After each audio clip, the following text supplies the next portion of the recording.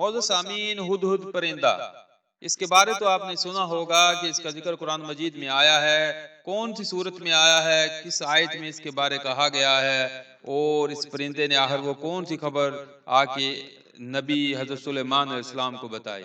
آج کی ویڈیو میں ہم آپ کو اس کو تفصیل سے بتائیں گے کہ ہدہد پرندہ کیسا ہے۔ خبروں کو بیان کرنے کے سلسلے میں ہدہد پرندے کا طریقہ کار ہم لوگوں سے بہت بہتر تھا، کیونکہ سلیمان علیہ السلام کے پوچھنے پر اس نے جو جواب دیا تھا وہ ہمارے لیے ایک بہترین نمونہ ہے۔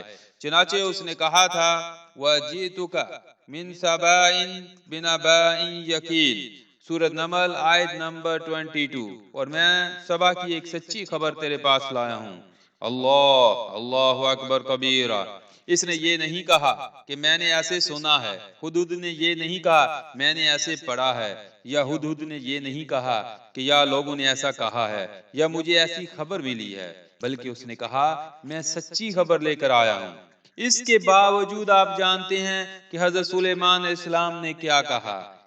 معزز سامعین، کیا ہدہد کی خبر پر فوراً یقین کر لیا؟ نہیں، جیسا کہ آج کل سوشل میڈیا کے دور میں ہم لوگ کرتے ہیں، بلا تحقیق کی خبریں ادھر ادھر کاپی پیسٹ کرتے رہتے ہیں۔ حضرت سلیمان علیہ السلام کو معلوم تھا کہ ہدہد جھوٹ بولنے کی جرات نہیں کر سکتا، اس کے باوجود انہوں نے ہدہد سے کہا ہم دیکھیں گے کہ تم اپنی خبر میں سچے ہو یا جھوٹے۔ اس سے معلوم ہوا کہ کوئی بھی چیز بیان کرنے سے پہلے یا کاپی پیسٹ کر کے ادھر ادھر پھیلانے سے پہلے اس کی تحقیق کرنا، جھوٹ اور سچ کا پتہ لگانا ایک دینی فریضہ اور انبیاء کرام کا طریقہ ہے۔ معزز سامعین، اس لیے اسے اپنی زندگی کا معمول بنا لیجئے اور ایسی ہی چیزیں یا خبریں نشر کیجئے جن کی سچائی کے بارے میں آپ کو مکمل یقین اور اعتماد ہو۔ نیز ایسی باتیں بیان کیجئے جن سے آپ کی نیکیوں میں اضافہ ہو، نہ کہ گناہوں میں، یعنی کہ آپ کی نیکیوں میں اضافہ ہونا چاہیے، بلکہ آپ ایسی خبریں مت پھیلائیں یا ایسی جھوٹ کے اوپر مبنی خبریں نہ پھیلائیں کہ جن کی وجہ سے آپ کے گناہوں میں اضافہ ہو۔ معزز سامعین، جیسا کہ آپ کو آج کی ویڈیو میں ہم نے بتایا کہ ہدہد پرندے نے کون سی خبر لائی اور حضرت سلیمان کو بتائی، اس کے باوجود حضرت سلیمان علیہ السلام نے ہدہد جو پرندہ ہے اس کی بات کو غلط نہیں کہا، نہ ہی اسے جھوٹا کہا، بلکہ کہا کہ تمہاری بات میں کتنی سچائی ہے اس کے بارے پرکھا جائے گا۔ تو معزز سامعین، آج کتنی ہزار سال پہلے کی یہ بات ہے جو کہ قرآن کے ذریعے یہ بات ہم کو پتہ چلتی ہے۔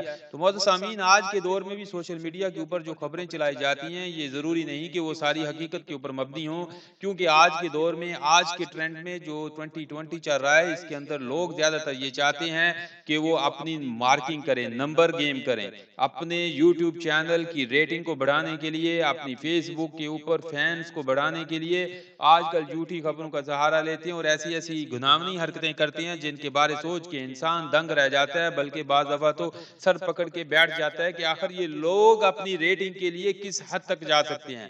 مگر ایسا نہیں ہے، ہمیں میڈیا کو بڑے طریقے سے اور اچھے طریقے سے سمجھنا چاہیے۔ آج کل میڈیا اپنی مارکنگ ریٹنگ کے لیے لوگوں کو پاگل بنا رہے ہیں، مجنون بنا رہے ہیں۔ وہ ریٹنگ کے لیے، اپنے پیسوں کی جو کوانٹٹی ہے اس میں اضافے کے لیے لوگوں کو ہر قسم کی خبریں دیتے ہیں۔ اس میں ہو سکتا ہے آپ کو جو صحیح خبر ہے وہ 40% یا 50% ملے، لیکن موسٹلی جو خبریں ایسی ہوتی ہیں جن کے اوپر آپ نے اکثر دیکھا ہوگا کہ میڈیا چینل والے خود ہی معذرت کر رہے ہوتے ہیں۔ تو لہٰذا ہمیں چاہیے کہ میڈیا کی خبروں کو بغیر تحقیق کے آگے مت پھیلائیں، کیونکہ اس سے لوگوں کے اندر انتشار اور خوف و ہراس پیدا ہوتا ہے، اور اس سے مزید جو لوگ ہیں وہ خوف زدہ ہو جاتے ہیں۔ لہذا ہمیں چاہیے کہ ایک سچی اور صداقت والی خبر کو آگے شیئر کریں جس سے لوگوں کو فائدہ ہو۔ یہ ہمارا ایک دینی فریضہ بھی ہے، اور ہمیں اس سے چاہیے کہ لوگوں کو بجائے مزید مشکلات کے ہمیں ان کے لیے آسانیاں پیدا کرنی چاہیے۔